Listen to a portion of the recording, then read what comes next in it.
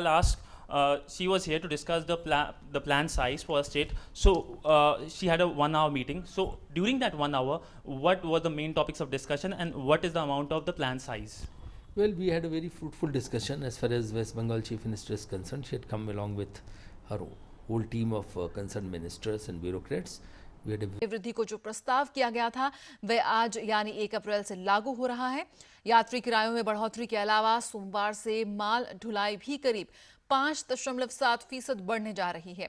Railway को 2013 और 14 में यात्री किराए से 42,210 करोड़ रुपए तथा माल ढुलाई से 53,594 करोड़ रुपए की आमदनी की उम्मीद है।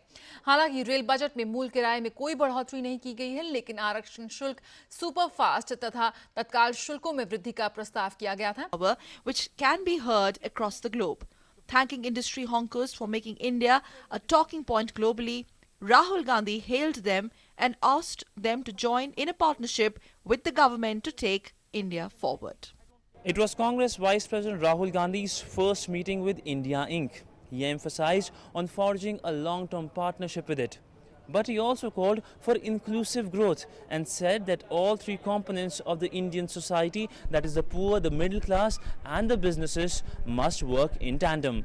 With Sudhakar Das, Siddhant Sibal, DD News, New Delhi. Immediately after Congress VP spoke at the CII AGM, let's listen in industry's reaction to Rahul Gandhi's address. Congress Vice President Rahul Gandhi today met with India Inc. With me is President Designate CII, Chris Gopalakrishnan. Sir, welcome to Doordarshan News. First thing, sir, how was the speech? Your first reaction to the speech? My first reaction is that it was a very good speech. He shared his vision for India, his approach to solving the problems that are facing India. The second round of 2G telecom auction is over, and with me is the Telecom Secretary R. Chandrasekharan to talk more on the auction. Sir, welcome to Doordarshan News. So first things first, what was the outcome of the auction? Well, in this auction, out of 61 blocks which were put for auction in 21 circles, 24 blocks were taken in the auction. This is approximately 40% of the blocks that have been put for auction. In value terms, it's 3,639 crores, which is about 56%, a little over 56% of the value of the spectrum that has been put to auction. And there was only one bidder in this auction, and that was SSTL, Systematia. To know the pulse of the people, it is a welcome move. Clearly, the economy was the main emphasis of the finance minister's social hangout. But the big news out of this whole development was the rise of social network as a new form of communication. Hopefully, we'll see more such press conferences happening in future. Siddhant Sibal, DD News, New Delhi. Entrepreneurship in the country. His statement comes on the back of Planning Commission's hackathon. Government launched its first ever hackathon to encourage economic growth in the country. With me is a person who does not require any kind of introduction, but still, for the sake of our audience, I'll introduce Sam Petroda, advisor to the Prime Minister on Information and Innovation. So welcome to Doordarshan News. So first thing, on 6th and his approach and his statements, I think we are expecting a very practical and rational budget.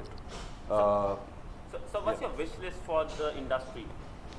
Well, we have a very long wish list, but I think really speaking, let's try to simplify it on global terms. Number one is we have said that capital formation and capital retention is very, very important because investments are not taking place. If investments are not taking place, we are looking at a lower growth right now.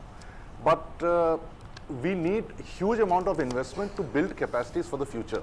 Because unless India grows finally at 8 to 9% over a long term, we are not going to get anywhere.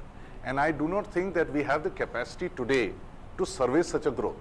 Then we don't want that once we are on a growth path, that we then start suffering because of lack of capacity, in which case we will have to depend on imported sources. So I think the first thing is investments, how to bring back investments on the agenda, on the table. For that, capital retention is important.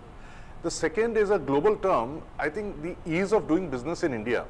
Now, of course, part of which is addressed by the budget, but part of which is addressed by policy, is that unless doing business in India is remunerative as well as straightforward in terms of policy implementation, things are going to get much more difficult. So what's your view on taxing the super rich? See, I particularly, I mean, Is going the talk is going around. I think, you know, if you pardon my saying, the taxing the super rich was a message carried by the media, perhaps beyond this thing. Because taxing the super rich is in two parts, or taxing anybody is in two parts. One is about the rates, and one is the level at which you are taxed. Now, as far as the rates are concerned, I think the government has shown a conviction for a long time that moderate tax rates will yield to better tax compliance, will yield to greater revenue growth in the future. And therefore, With me is former RBI Governor Bimal Jalan. So welcome to Doordarshan News. First question, sir. The CSO has come out with his figures of 5% economic growth. Has the Indian growth story gone into troubled waters? Of course. Otherwise, there is no reason, you know. I mean, there is well decline and the global output has declined. That is part of the reason. And but there are other reasons that will be resolved, and I hope they will be resolved in the coming budget. So what are those reasons? You see, the reason is that you want investment, you want productivity, you want particularly infrastructure investment. And if we are not able to even spend what we have provided, and then we have fiscal deficit, then we have current account deficit. So there are a lot of these issues which I am absolutely. In few hours' time, the railway budget will be presented in the Parliament. With me is the man of the moment, Railway Minister Pawan Kumar Bansal, with his family having a light breakfast before possibly a heavy budget. Sir, welcome to Doordarshan News, sir. Sir, first thing, so what were the major things you kept in your mind when you were preparing the budget? Well, about the budget, I presently can't speak as to all that has been going on into making of the budget. But obviously, it is always the people's concern to provide a safe, comfortable journey to the people and a hassle-free journey to the people. That's always the objective, and at the same time, expansion of services.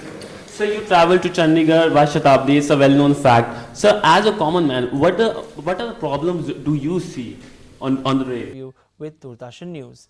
CSR or corporate social responsibility as a concept will be mandatory in India soon if Companies Bill is passed in the Rajya Sabha. Recently, Companies Bill was passed in the Lok Sabha and it will now be placed in the Rajya Sabha.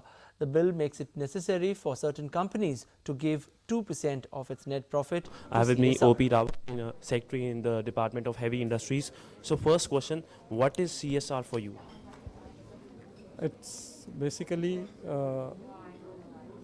in second class ordinary suburban tariffs. The fare for second class non-suburban travel has gone up by 3 paise per kilometer, and that of sleeper class has been hiked by 6 paise per kilometer. Travelling in air condition and sleeper class will be costlier by 10 paise per kilometer. The government expects to mop up 6600 crore rupees from the hike. Of this 6600 crore rupees, 1000 crore rupees is expected from hike in AC class alone. So Railway Ministry has finally bite the silver bullet on fare prices. They were much expected, and given the deteriorating finances of Railway Ministry, they were also much needed. But the good news is there won't be any hike in the budget session. Siddhant Sibal, DD News, New Delhi. That exports will get a booster in coming months. It might be very cold in New Delhi, but with announcement of new export boosters measures, exporters across the country will get a warm New Year gift. Plus, the government will also able to achieve its $360 billion export target for the current fiscal year. Siddhant Sibal, DD News, New Delhi. Australia, China, India, Japan, South Korea and New Zealand will also start first-round talks on the Regional Comprehensive Economic Partnership next year, which are expected to form the world's economic bloc in 2015. With the new comprehensive FTA between India and ASEAN, Indian service industry is expected to benefit by easy access to the huge regional market and help boost the exports of the services in the region. Today's summit marks the first time that India is hosting 9 ASEAN leaders on its soil. It also marks 20 years of cooperation between India and ASEAN. Clearly, India's Look East policy is paying its dividends. With Nandita Daga, this is Dan Sibal, DD News, New Delhi. Pakistan के आंतरिक मामलों के मंत्री रहमान मलिक ने लश्कर-ए-तैयबा के संस्थापक हाफिज मोहम्मद सईद के खिलाफ कार्रवाई करने के लिए भारत से ठोस सबूत की मांग की है। डीडी न्यूज के साथ खास बातचीत में मलिक ने यह भी कहा, Well, Akash 3 tablet will be in the market in 6 months, while 2014 will see Akash 5. Well, that's according to DataWin CEO Suneet Singh Tuli. DataWin is the company behind the Akash tablets, the cheapest tablet in the world. Our correspondent Sindhan Sibal talks more on this with Suneet Singh Tuli in a DD News exclusive.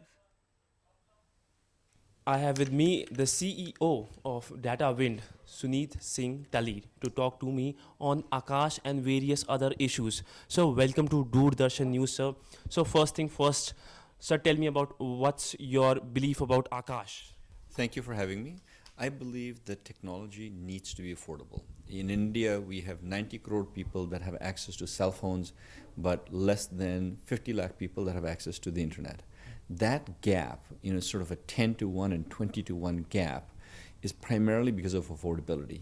And the Akash is Indian government's effort to try to create very low-cost devices that can help empower students and create a better quality education system across this country. So you think it will revolutionize the Indian IT space in a sense? I really believe so, because the Indian IT space till today is limited to between 50 lakh and 1 crore people. This is a country of 120 crore people. Okay. And so I think that the broader reach requires affordability. At 20,000 rupees a computer or a tablet, they're not viable for the common man.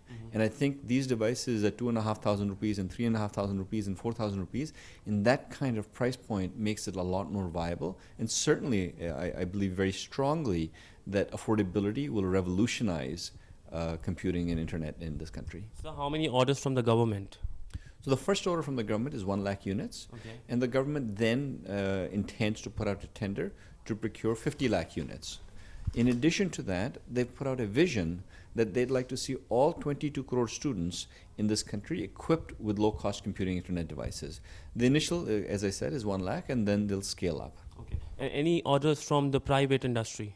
Sure. So we have a significant amount of pre-booking backlog that comes in from the consumer segment, and we're delivering against those. And those are ongoing pre-bookings that keep coming in, and we deliver against those. And from other countries, sir? So there has been a lot of demand internationally. As you may know, the UN, India, in the month of November, had the presidency of the UN Security Council and did an event at the United Nations in New York. And the Secretary General of the UN, Ban Ki-moon, launched Akash 2 and praised India as an IT superpower for taking such initiatives. The result of that and some of the previous efforts